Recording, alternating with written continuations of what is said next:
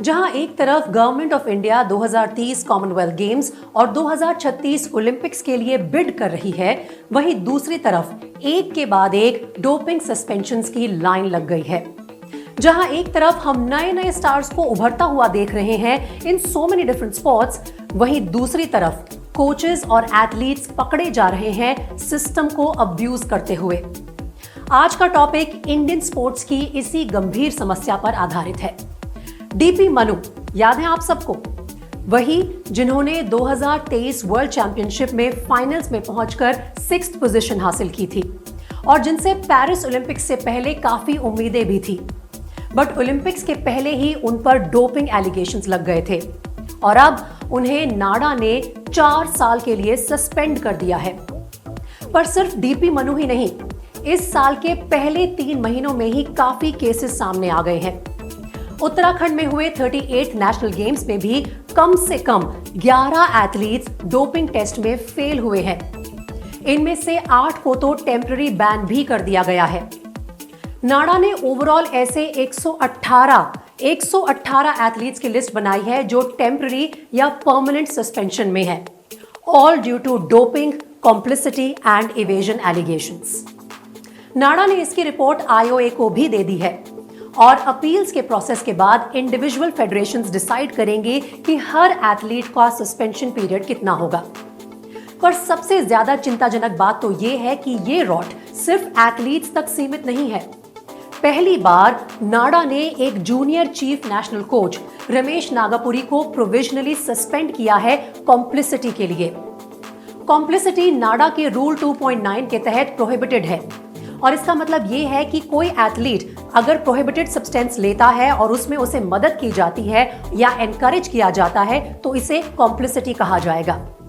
ये वारदात हुई है हैदराबाद की sports authority of India centre में, जहां रमेश पर आरोप है कि उन्होंने नाडा ऑफिशियल्स को सैंपल देने से बचने में एथलीट्स की मदद की।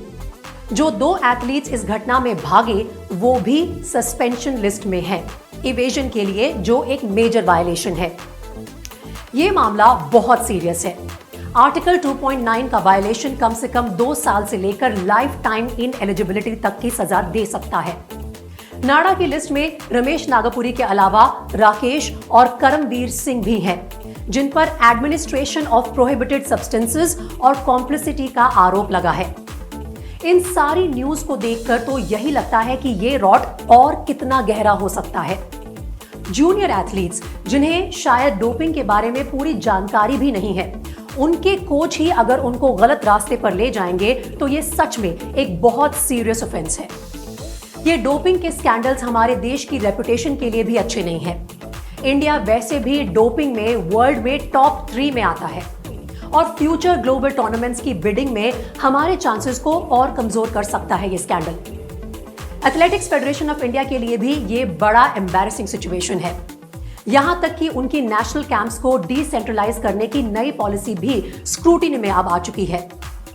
नाडा तो अपना काम कर रहा है और टॉप एथलीट्स को रेगुलरली टेस्ट करके वो प्रिवेंशन भी ला रहा है, पर ये कोचेस का इन्वॉल्व होना दिखाता है कि प्रॉब्लम कितनी ज्यादा बड़ी है।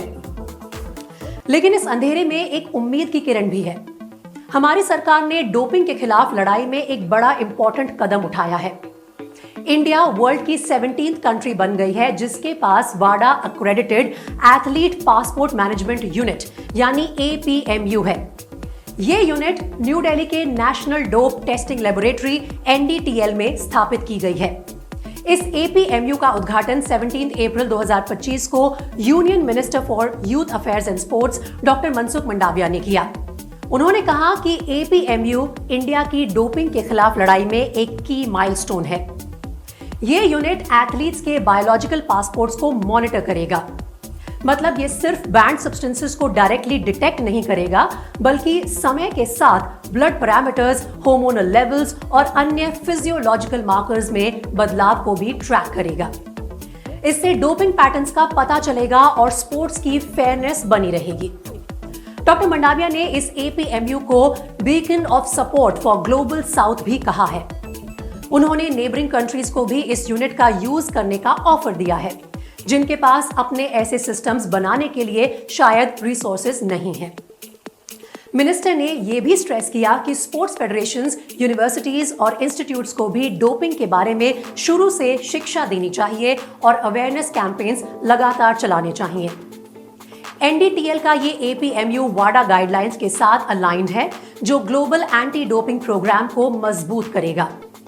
इंडिया अब China, USA, Germany, France, Australia और जापान जैसे देशों के साथ खड़ा है जिनके पास ये फैसिलिटी है। ये सब खबरें एक तरफ चिंताजनक तो हैं, पर दूसरी तरफ ये भी दिखाती हैं कि नाडा और हमारी सरकार डोपिंग से लड़ने में काफी एक्टिव और सक्रिय है। एथलीट्स का बैन होना, कोचेस का सस्पेंड होना, ये उस गहरे रॉट की निशानी है, लेकिन एपीएमयू जैसी पहल एक नए युग की शुरुआत है, जहां साइंस और टेक्नोलॉजी से क्लीन स्पोर्ट्स बरकरार रखने की कोशिश की जा रही है।